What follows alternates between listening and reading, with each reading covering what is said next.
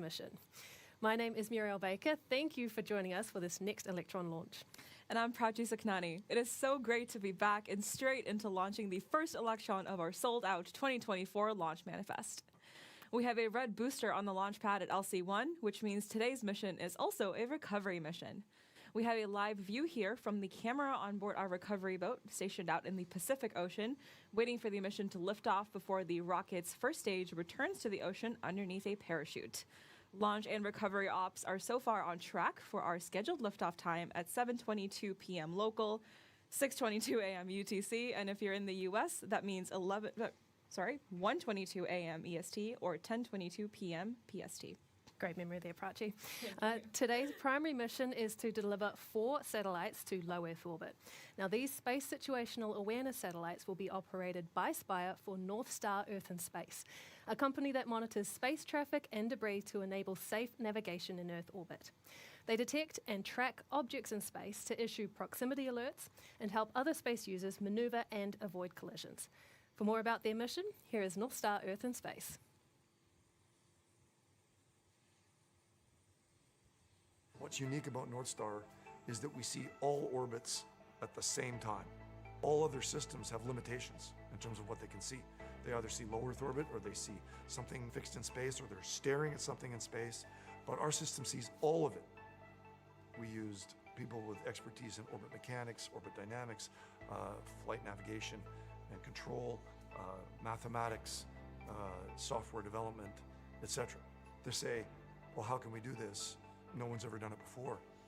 You start with the fundamental problem on the algorithm side of turning a streak of light that goes quickly across a camera screen out of focus and turn it into an accurate ephemeris, which is the prediction of an object flying across the sky, where it's going to be in 24, 48, 72 hours. We're taking 2D images and converting it into a 3D map of space. Knowing accurately within meters where objects are in space instead of kilometers is the game changer. It's about having precision and not guessing. The world's economy depends on space. We've already come a long way along this new space economy. There's constellations up there, there's constellations coming fast that we need to get out in front of. These constellations are building the future, and North Star's making sure there is one.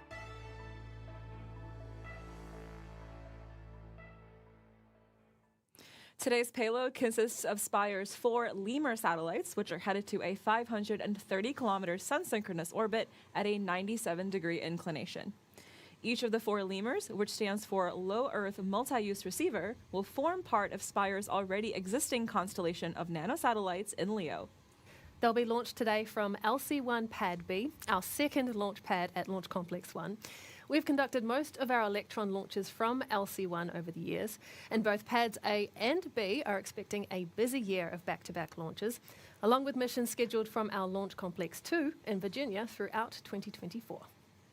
The Electron rocket carrying today's Spire payloads is a 3-stage liquid-fueled launch vehicle designed specifically for small satellite missions needing a dedicated ride to space. Electron is made from carbon composite, a strong but lightweight structural material that gives our rocket its unique black look.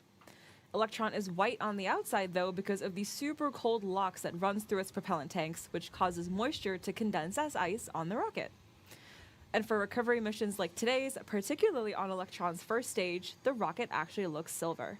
And that's because the first stage is covered in a silvery TPS, or thermal protection system material, which helps Electron's first stage survive its return to Earth after launch.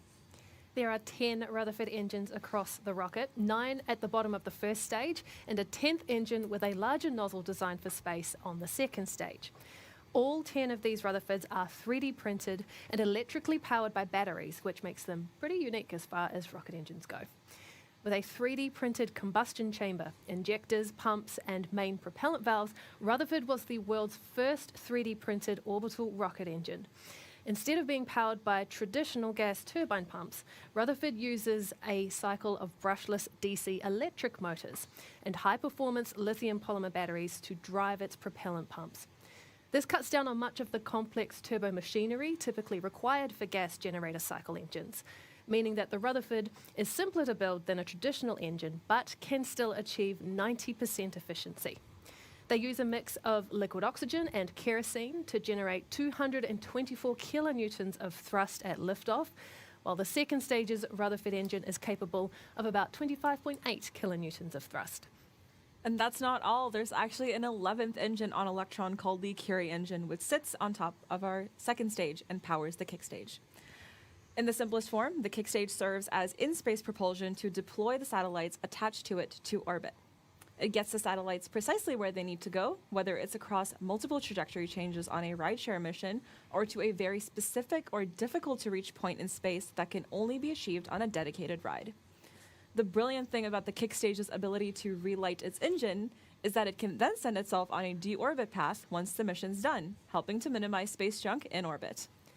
Now, when it comes to recovery missions, there are additions to Electron that we should point out as well.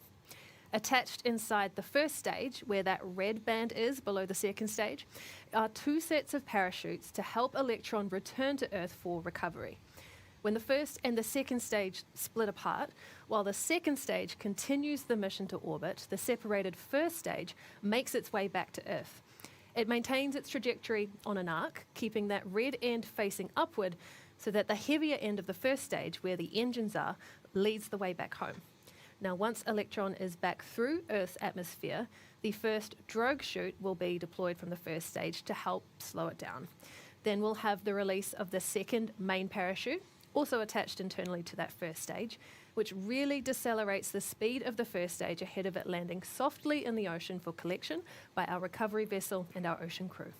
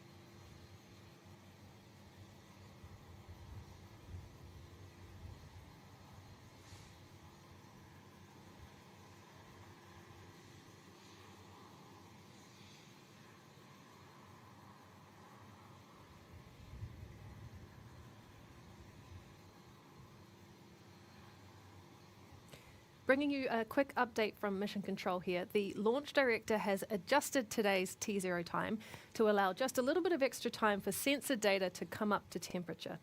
The new T0 time is now 0634 UTC, approximately 30 minutes from now.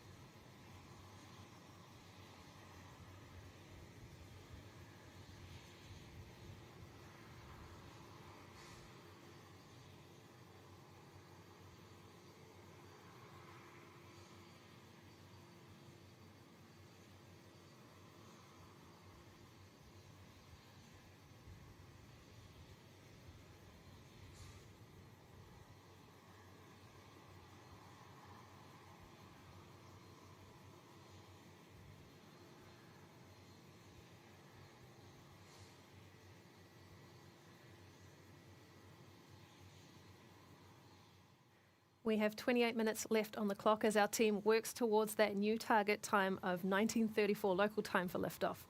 Meanwhile, our recovery operators are also ready and waiting for today's launch and their latest attempt at bringing Electron back to Earth from space after liftoff. You can see the live feed from the camera on board our recovery vessel on your left-hand side there. This is all part of our plan to make Electron the world's first reusable orbital small rocket. Because if we can reuse our rockets instead of building brand new ones every time, then reusable rockets will help bring down the cost of space access and open up even more launch opportunities for satellite operators on Electron. First, of course, we need to bring back Electron's first stage from space after liftoff. So here's more on how we plan to do that. Electron is one of the world's most innovative rockets. Since its first launch in 2017, it's pushed the boundaries with 3D printed engines, electric turbopumps, and new carbon composite technology to become one of the most reliable and frequently launched rockets every year. And what's faster than building more rockets? Reusing the ones you already have. Which is why we're evolving Electron into the world's first reusable small orbital rocket, so we can launch, splash down, and launch again. Here's how we'll do it. First, Electron lifts off from the pad with 9 Rutherford engines on Electron's first stage propelling the rocket toward space. Around 2.5 minutes after liftoff, at around 70 kilometers above Earth, the 9 Rutherford engines on Electron's first stage shut down, allowing the rocket's first and second stages to separate. Tiny reaction control thrusters reorient the stage to the correct angle of attack to slice through Earth's dense atmosphere as it descends. The 12-meter-long stage falls to Earth at top speeds of more than 8,000 kilometers per hour and a temperature peak of close to 2,400 degrees Celsius. About 5 minutes after stage separation, as the stage returns to Earth, a drogue parachute is released at around 13 kilometers altitude to help slow the rocket down. Less than a minute later, the larger main parachute is deployed from the first stage, bringing Electron's speed down from thousands of kilometers an hour to less than 40 kilometers an hour. Meanwhile, our recovery vessel waits patiently outside the splashdown zone in the ocean, several hundred kilometers from the launch site, and awaits confirmation of splashdown by telemetry. Once the captain receives confirmation, the chase is on. The recovery team speeds to the booster's location at sea, typically rendezvousing with it just minutes after splashdown. Using a specially designed marine retrieval apparatus, Electron's first stage is plucked from the ocean and secured on the vessel for the return trip home to our production complex to undergo testing and refurbishment for reflight.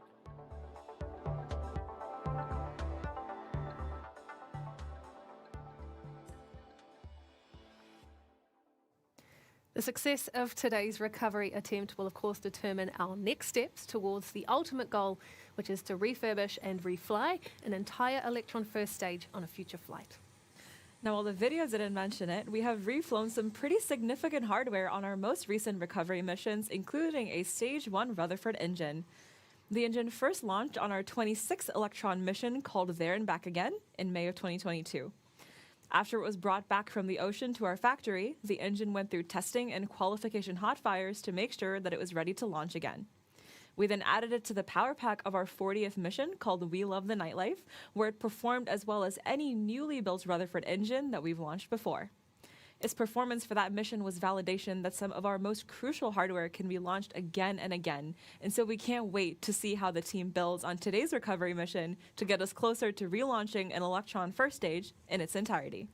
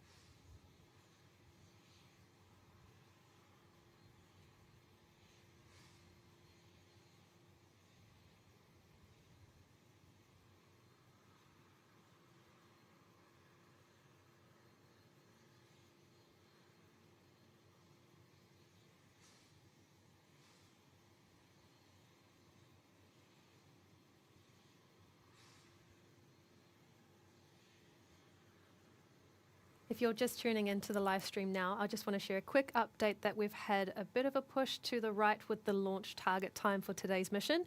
We're now targeting 1934 New Zealand local time or 0634 UTC.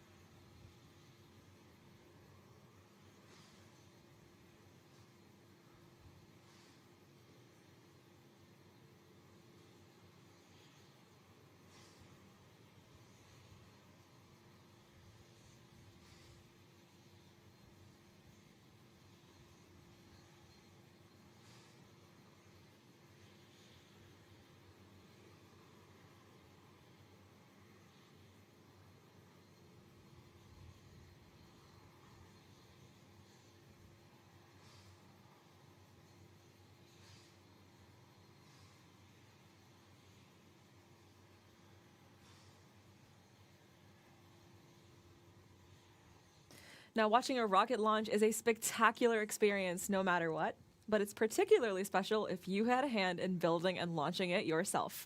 And as luck would have it, you might have an opportunity to do just that.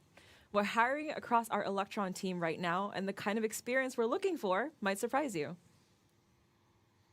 As it was sitting on the pad, just messaging on the phone, like, is it gonna go, is it gonna go? My heart was pounding. And then it took off, and it was probably the most proud I've ever been of myself.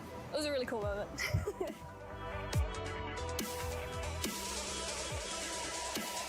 I thought when they were looking for technicians that worked in aircraft, that had an attention to detail they were looking for, I thought I align well with that. I'd love to be in the space industry. I thought I'd give it a shot.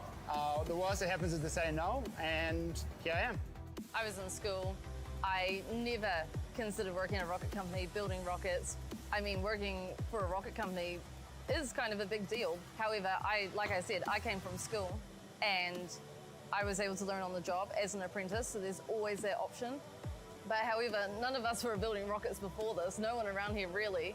So we've all been learning and growing together as a team. So anyone can be like us.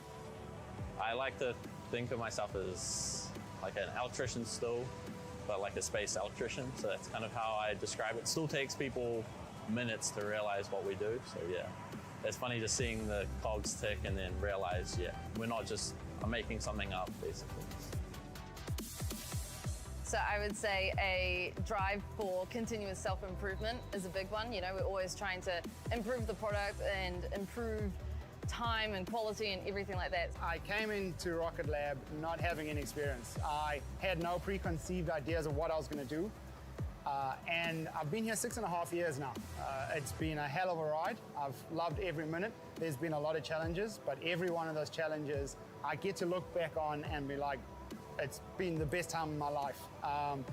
Building not just Electron, but building things that have been to the moon, things that are going to Mars, things that are hopefully one day going to go to Venus. And for that, I'm extremely grateful and proud of what I get to do here.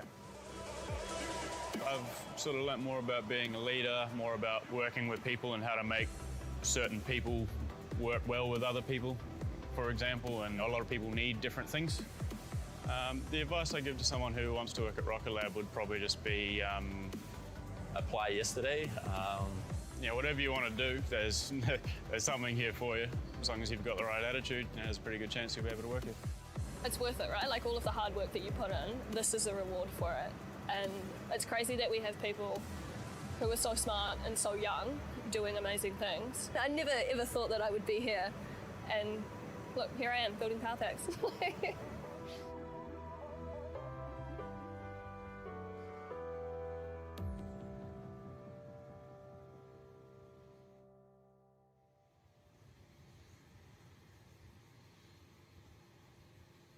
As it was sitting on the pad, just messaging on the phone, like.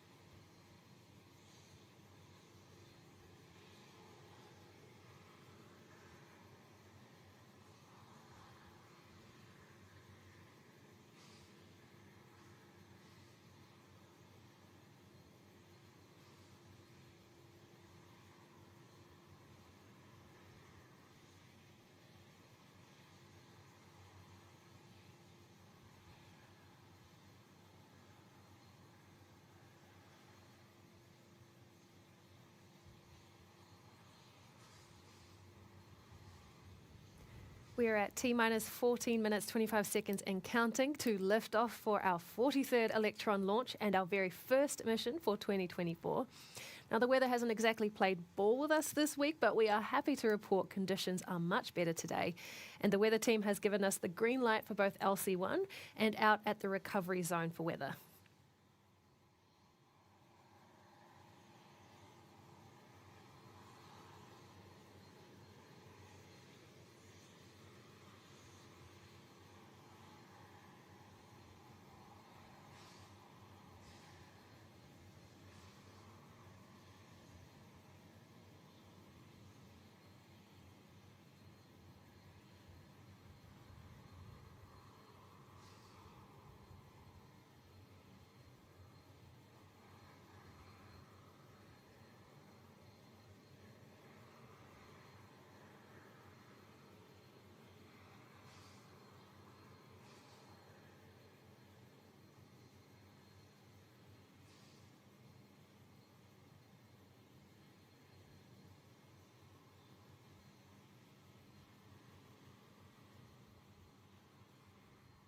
Coming up to 13 minutes to lift off, and things are looking good for an on-time launch.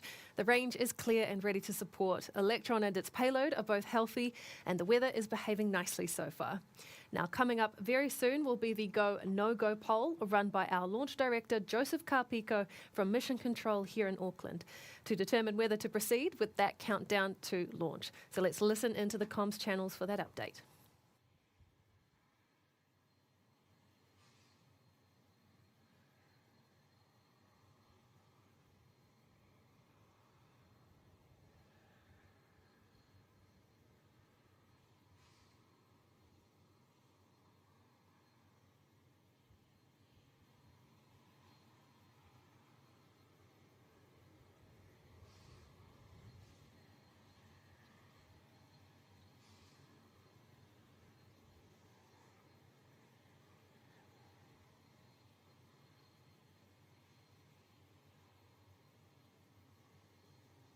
All operators, this is the LD on mission, proceeding with the go, no-go sequence. Stage. Stage is go. Avionics. Avionics is go. GNC. GNC is go. Beacon. Beacon is go. T1. T1 is go. GC. GC is go. PLS. PLS is go. RSO. RSO is go. MET. MET is go. RF. RF is go. MM. MM is go. Recovery. Recovery is go. LD sub. LD sub is go. That concludes the go, no-go sequence. We are T-minus 11 minutes, 20 seconds and counting. We are go for terminal count at T-minus 10 minutes. From this time, the 3-word hold procedure is in effect.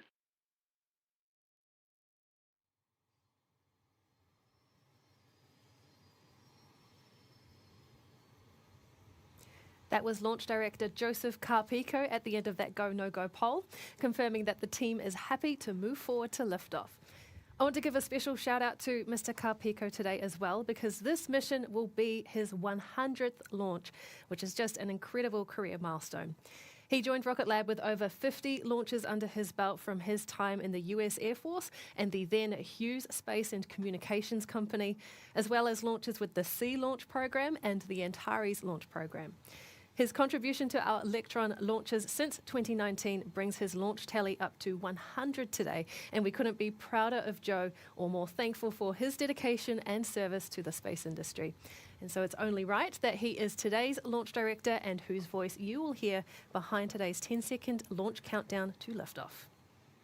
It's set to be a busy year of Electron launches with a sold-out 2024 launch manifest. But it is also an exciting time in our space systems businesses, where we build satellites and their components for missions that make drugs in space and conduct science experiments on Mars.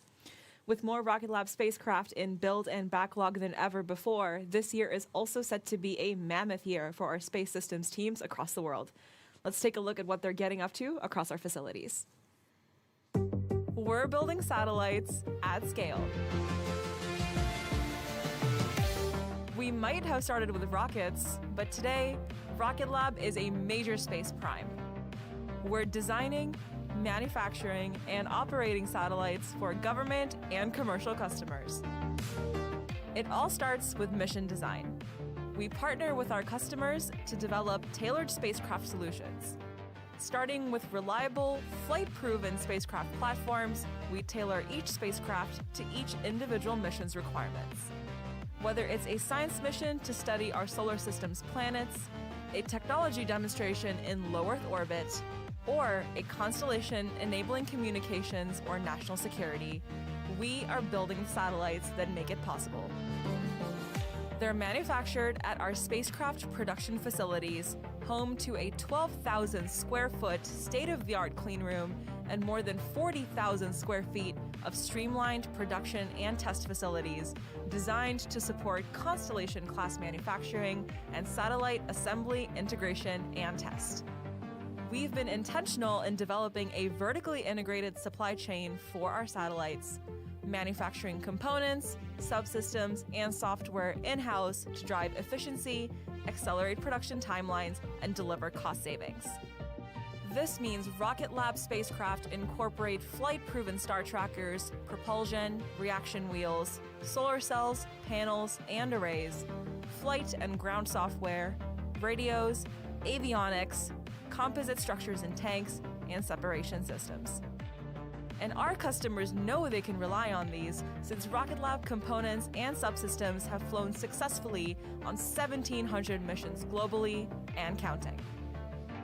Following final assembly, integration, and test, we ship the completed satellites to the launch site for integration to the launch vehicle, whether that's Electron, Neutron, or an entirely different rocket. Once launched, we have global ground station coverage enabling our customers to communicate, downlink, and process data from their satellites thanks to our satellite operation centers in Long Beach, California, Auckland, New Zealand, and Littleton, Colorado. With more than 40 ROCKETLAB satellites in development across our factories right now, there's more than just rockets in this lab.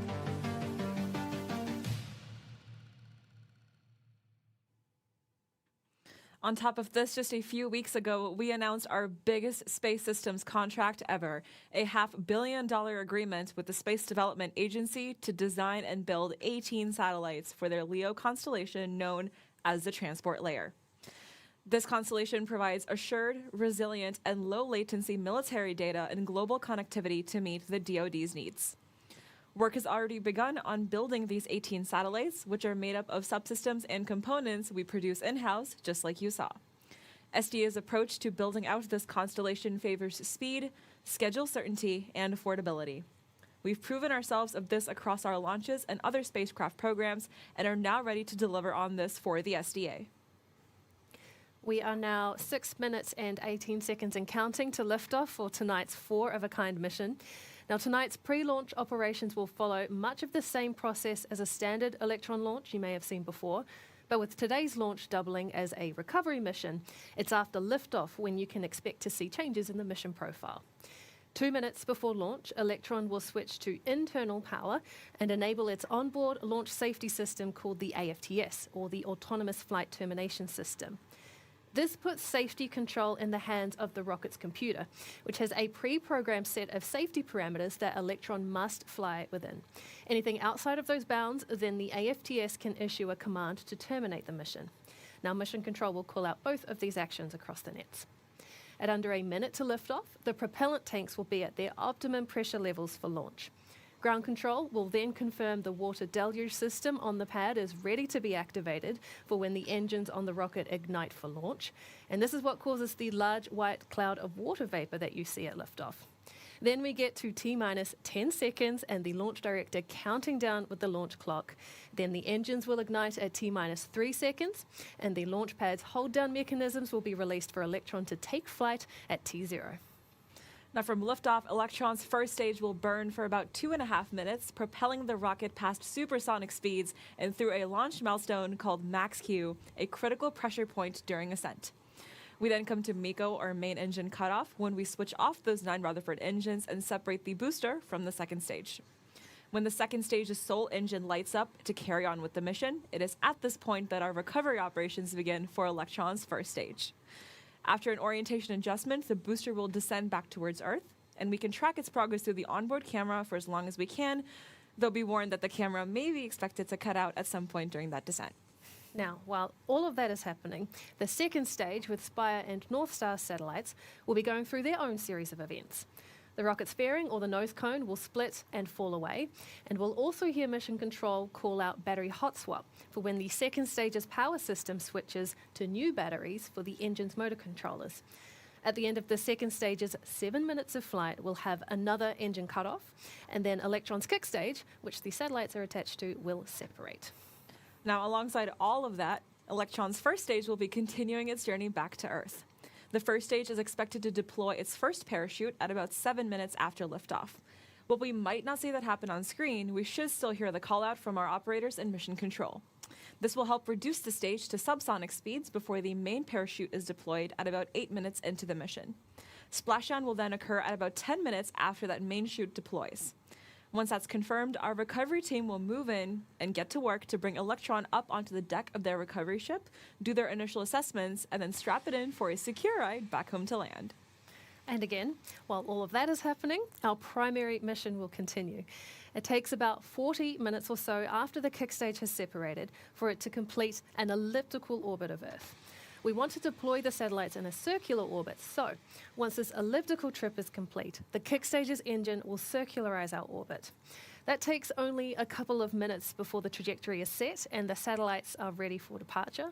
And then it's about 90 seconds or so to deploy all 4 LEMUR payloads, because they'll leave their deployers 2 at a time. We'll have an animation of that payload deployment process to talk you through when it happens, so make sure to stick around or join us again after liftoff for those final moments of the mission. We are now just 2.5 minutes away from liftoff of Electron. We're going to hand it over now to Mission Control to take us through the rest of the countdown, and then Muriel and I will be back with you after liftoff as the mission makes its way through those milestones. Go for of a kind, go Electron, and go Spire and North Star.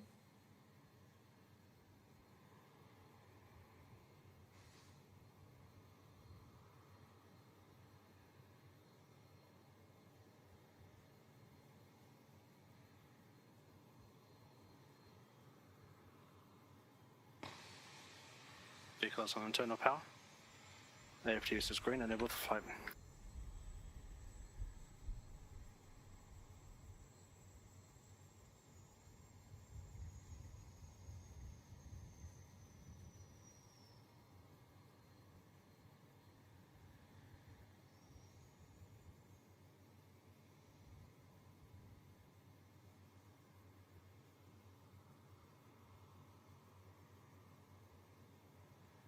Lock system is in recirculation. 80 geysering has been disabled.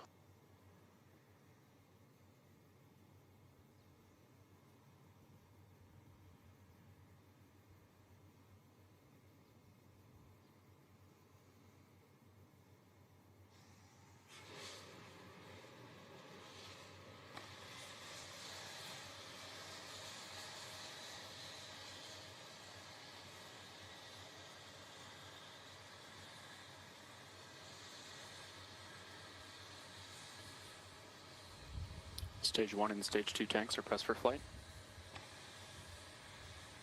Glow engine purge is enabled.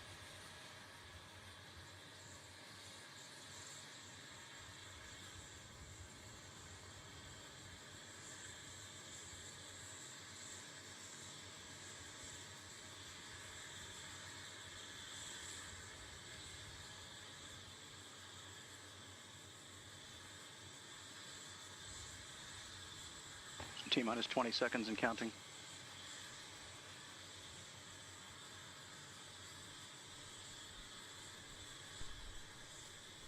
10, 9, 8, 7, 6, 5, 4, 3, 2, 1. And we have liftoff.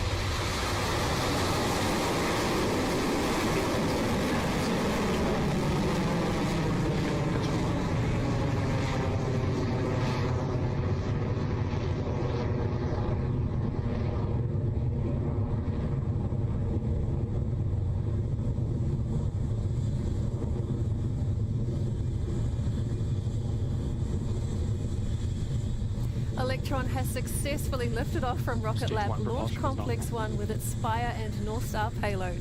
The rocket is on its way to low Earth orbit with those 4 satellites on board, now T plus 40 seconds into flight. Electron has begun its pitch over, moving up and on an angle to head away from the launch pad and out over the ocean.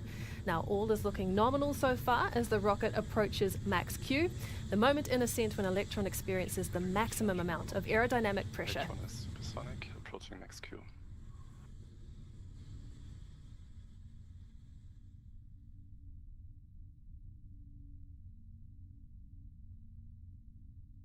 Cleared max Q. A good call out from Mission Control there that Electron has cleared max Q. The rocket is now 16 kilometers in altitude and moving at over 2,000 kilometers an hour, which you can track the mission's progress by that telemetry dials at the top right-hand corner of your screen. Next up for Electron is MECO, or main engine cutoff, quickly followed by stage separation and the startup of the Rutherford engine on that second stage to continue the mission to orbit. The 9 engines of the first stage will throttle down and then shut off just before the first and second stages separate from each other. When that happens, the second stage with the Spire satellites will maintain its orbital trajectory and continue on with the mission, while the first stage of Electron will begin its reorientation maneuver to position itself for the return journey to Earth. Now, these 4 events happen in quick succession and are coming up shortly. 15 seconds to staging. Entered burnout detect mode.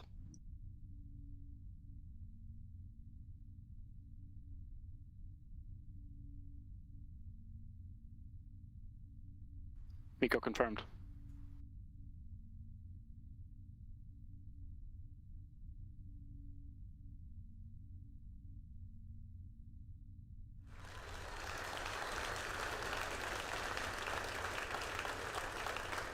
That's confirmation of MECO, stage step, and Rutherford engine ignition on stage 2. The telemetry dials at the top of your screen continue to show the speed and altitude of the second stage for the primary mission, with the stage 2 nozzle glowing bright above the stunning Earth. Stage 2 propulsion nominal.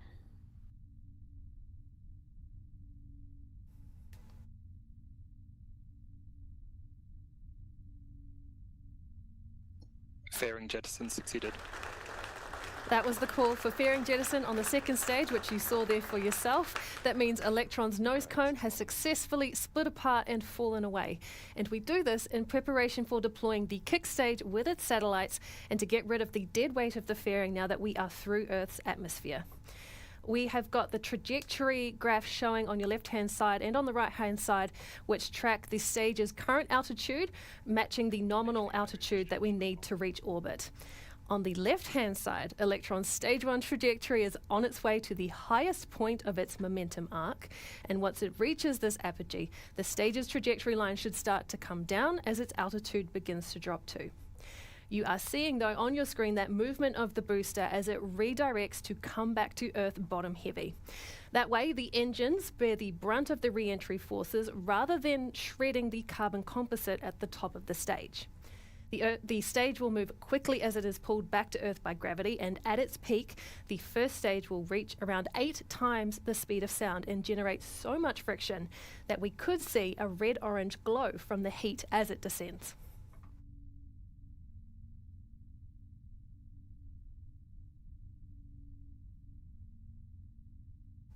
It is T plus 4 minutes and 33 seconds into the mission, and Electron's second stage carrying today's payloads remains on course for payload deployment within the hour. Now, that second stage is clocking speeds at more than 10,000 kilometers an hour, having now passed 174 kilometers in altitude. For Electron's first stage on its return journey back to Earth, we have had the stage reach its apogee, flip into its atmosphere re-entry position, and begin dropping in altitude as it speeds up on its homeward bound trajectory. It will travel this way for a few minutes before its drogue and main parachutes are deployed to help slow it down.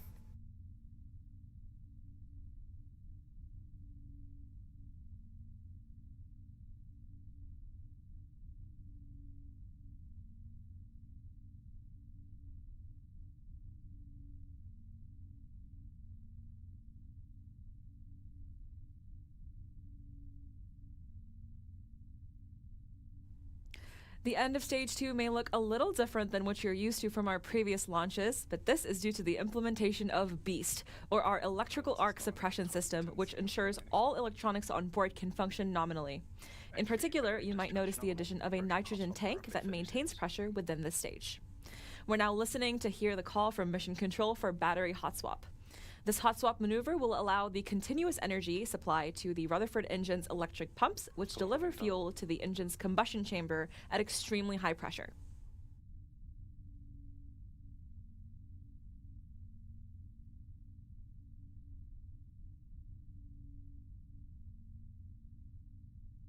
Hot swap successful.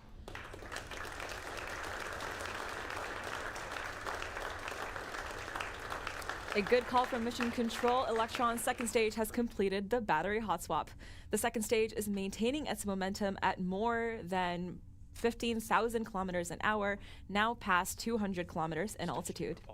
And we are currently at T plus 6 minutes, 39 seconds into the mission, and the next critical milestone we are tracking is the deployment of the drogue chute on Electron's first stage. Watch that left-hand side of your screen.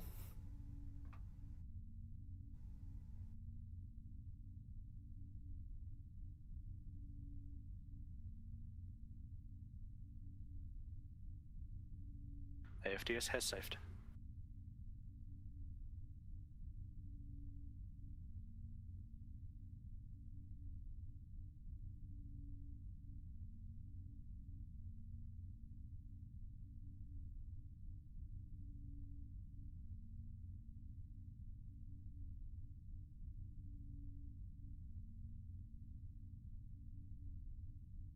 Confirm drogue deploy.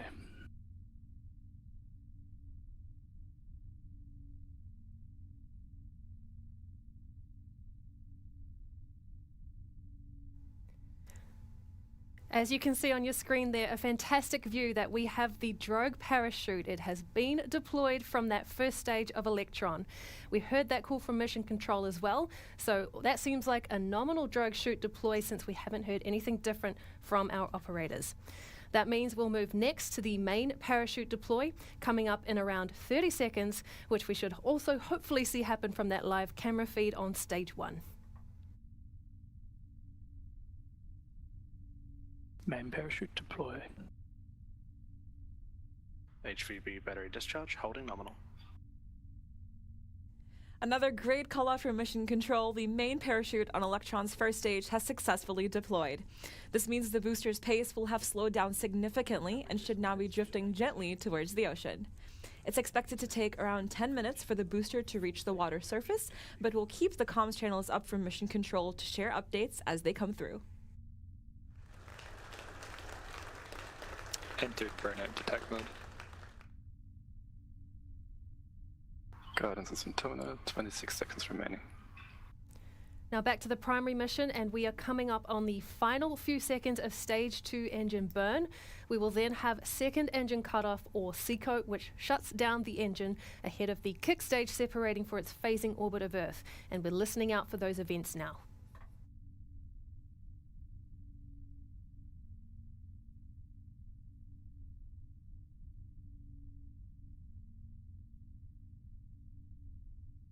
SECO confirmed.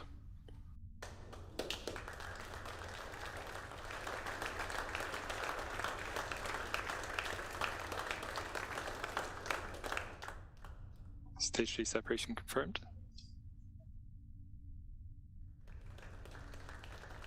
Great news from Mission Control with that second stage engine cold and the kick stage separated. We are now in the final stages of this 4-of-a-kind mission. The kick stage and Spire and North Star satellites are now in a coast phase around Earth. After that elliptical orbit of Earth is complete, then the kick stage's engine will light up to set the stage and the satellites on a circular orbit before payload deployment. The stage's coast phase will last about 40 minutes or so, and then there is payload deployment before we can call mission success for Electron's 43rd launch. Before we break, though, the latest on recovery is that all is continuing as planned for Electron's first stage and its slow descent to the ocean. Our recovery crew are on standby in the recovery zone, waiting for that splashdown before they can move in and get to work. Take a bit of a break now on the webcast, but we will come back to you in a few minutes with confirmation of that booster splashdown when we hear it. So we'll leave the audio channels up so we can listen in for that in real time from Mission Control. Otherwise, we will see you back here shortly.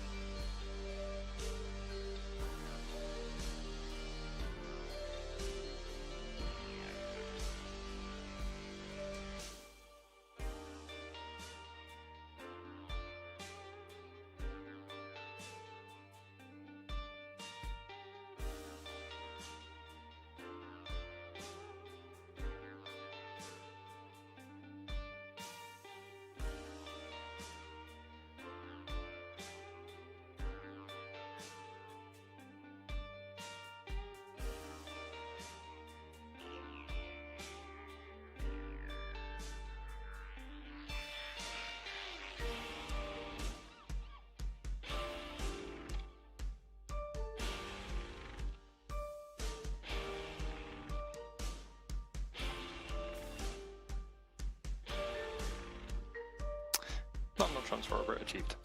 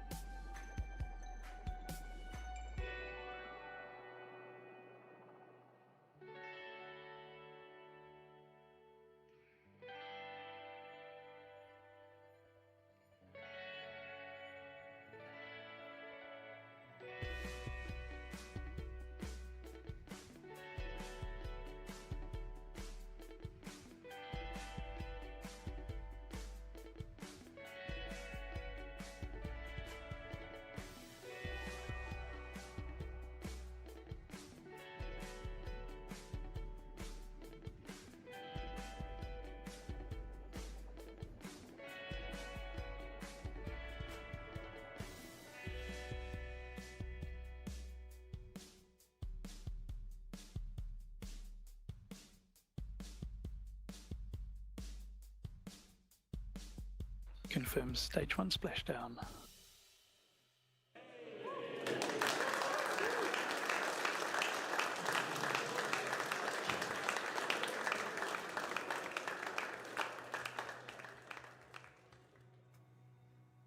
Hello again from Rocket Lab Mission Control. As you might have just heard from Mission Control and seen on your screen, Electron's first stage has just successfully splashed down in the ocean after its return journey from space.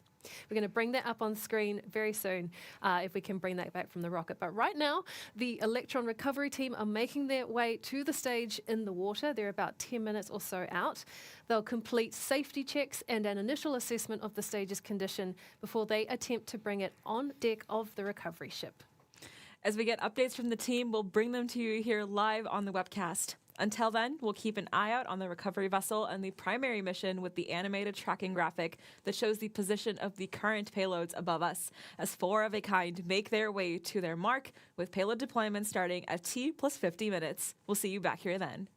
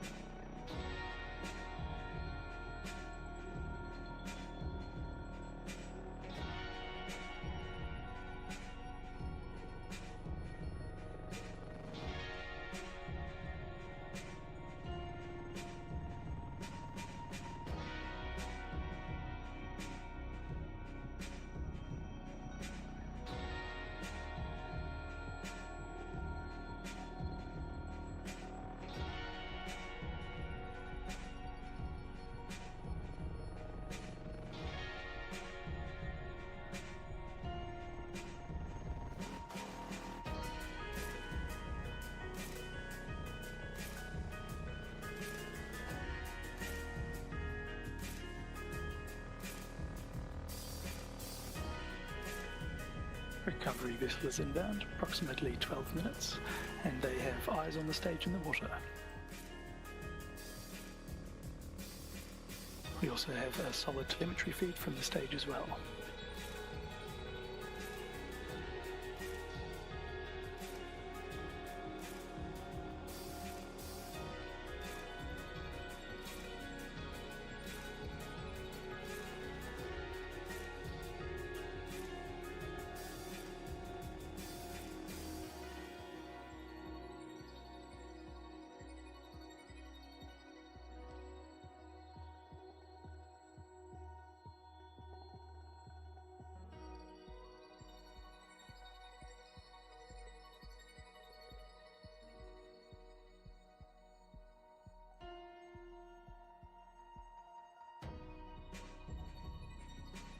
And a further update on stage 1.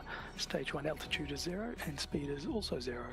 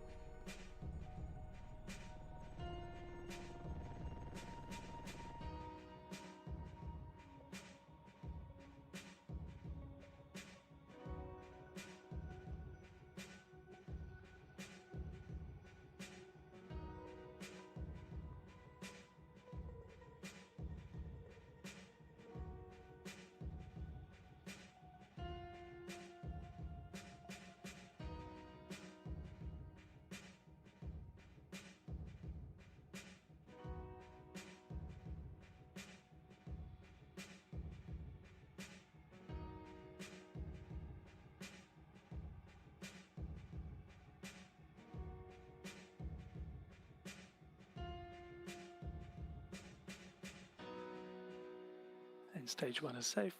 Both tanks are depressurized.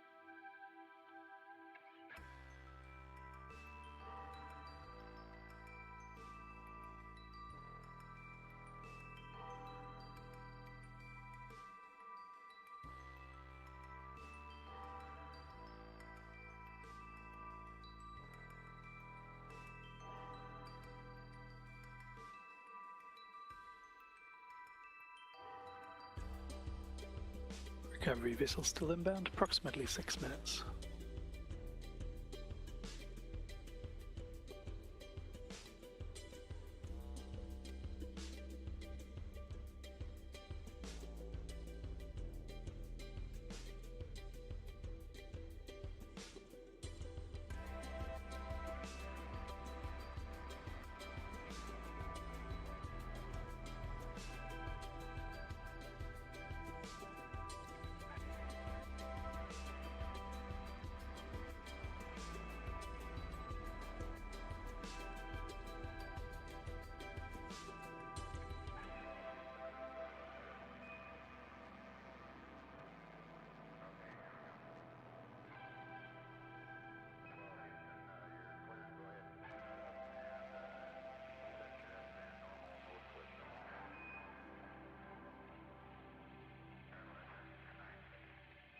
Recovery vessel is switching to retrieval operations preparation. Confirm visual on the stage and that it's floating well.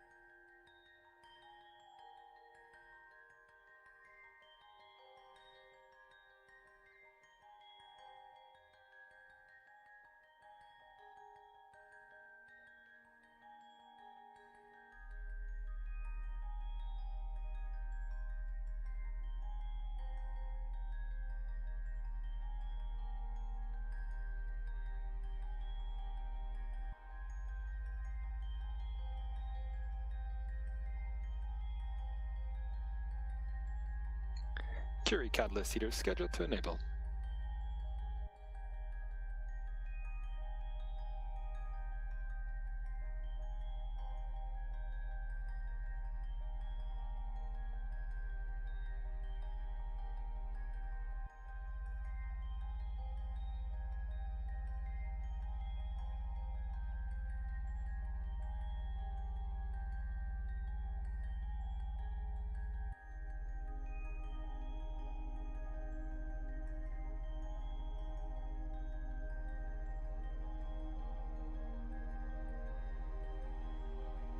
And this is recovery. We have visual confirmation that the stage is intact and floating happily.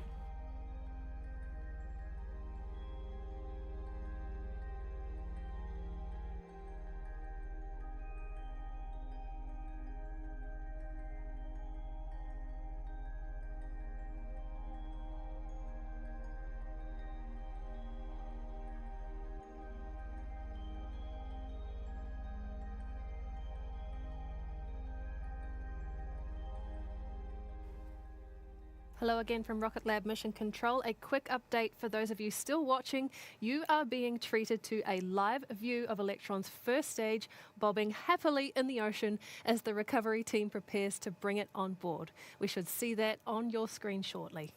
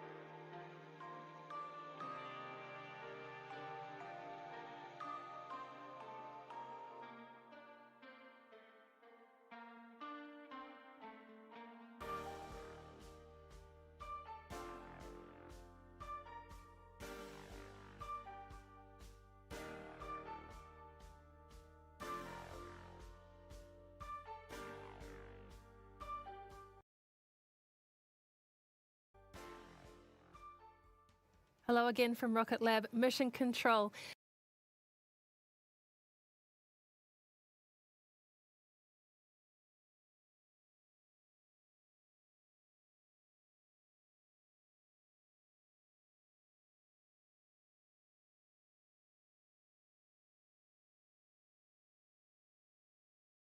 As you can see on your screen, Electron has made it to space and back and is now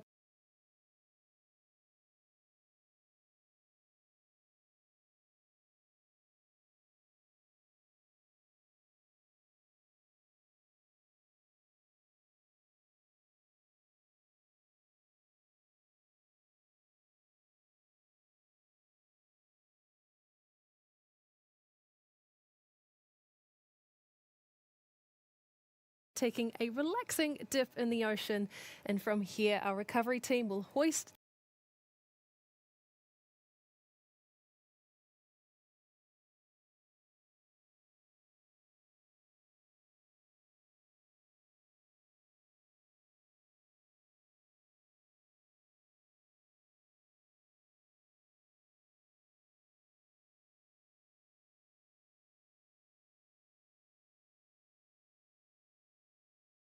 the stage on board the recovery vessel, ready for the trip back to our production facility and maybe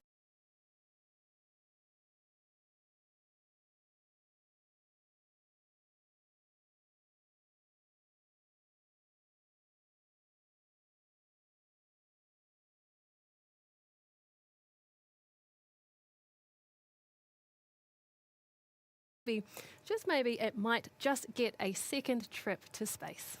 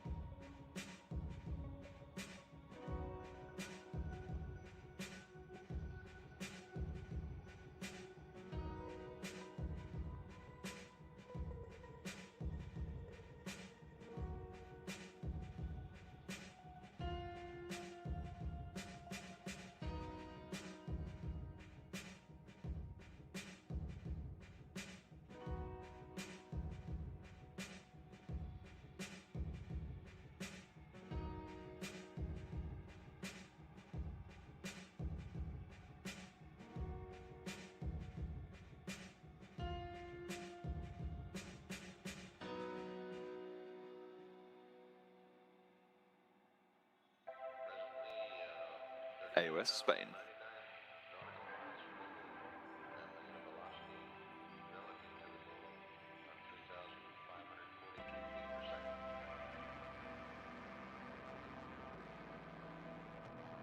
AOS Azores.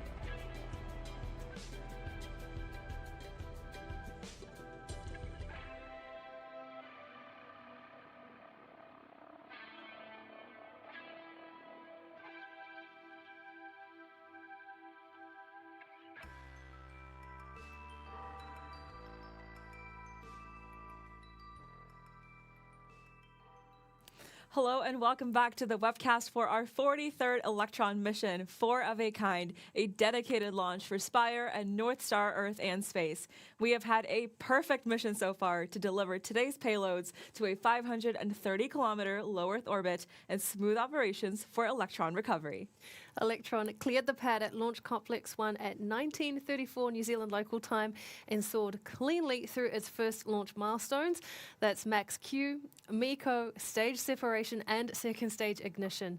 And shortly after that, the rocket completed a successful battery hot swap for its stage 2 engine before the Rutherford shutdown is planned for kick stage separation. While all of that was going on, we have, of course, had a secondary mission underway to bring Electron's first stage back to Earth from space. After a clean separation of the first stage after MECO, the booster had a great return journey through Earth's atmosphere with successful operation of its onboard reaction control thrusters to correct the stage's return trajectory. Falling fast, the first stage hit peak speeds of about 8 times the speed of sound and some intensely high temperatures from atmospheric drag. Having survived that hard and fast journey, we had successful deployment of the first stage's 2 parachutes to help slow Electron down to just 10 meters per second. Electron has since successfully splashed down, and our team are deep in recovery mode to pull that booster out of the water and up on deck. Once it is on board, they'll desalt the vehicle as much as they can to preserve the stage for its trip home to land and to the factory. Right now, though, we are just seconds away from Curie engine shutdown on Electron's kick stage and the beginning of the payload deployment process. We should be hearing the call for engine shutdown shortly, so let's listen in.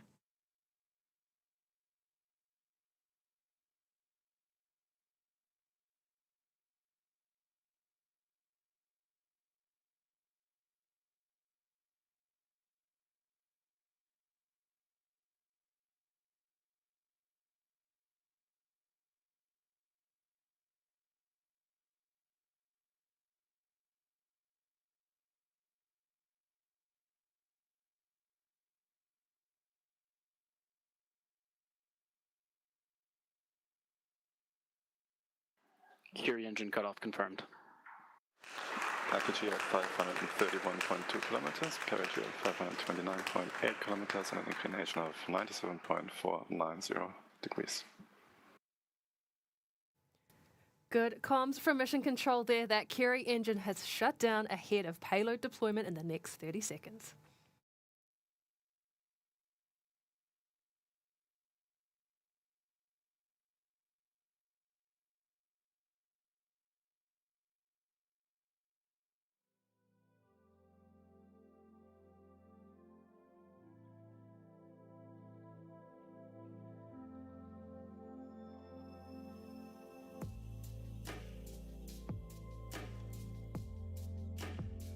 Payload 1 on Payload 2, deployment confirmed.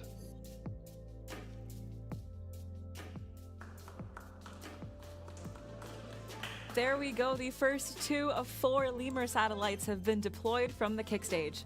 Let's keep a close ear out for the second deployment milestone, sending the last 2 satellites for this mission off to work in Leo.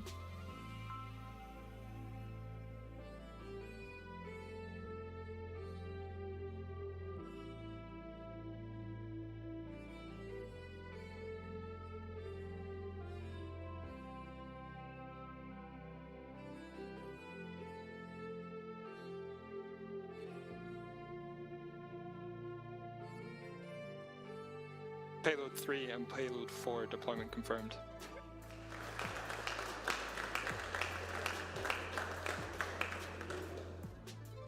That was Mission Control with the good news. We have successfully deployed all 4 of Spire and North Star satellites to orbit.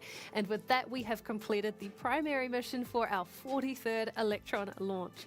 A massive thank you and congratulations to our mission partners and to all of Rocket Lab's teams for another mission success. Out in the ocean, our recovery team are busy securing Electron's booster on the boat for the return journey back to our factory. We'll keep you posted on how that goes, so keep an eye out on our social media pages for more information on our secondary mission. We're going to end the broadcast now, but we are very, very excited for what is coming this year for Electron, Space Systems, and Neutron. The Rocket Lab team around the world are hard at work reaching milestone after milestone, and what a way to kick off 2024 with a successful launch and recovery. So, for the first of many times this year, thank you for joining us. This is Rocket Lab Mission Control signing off.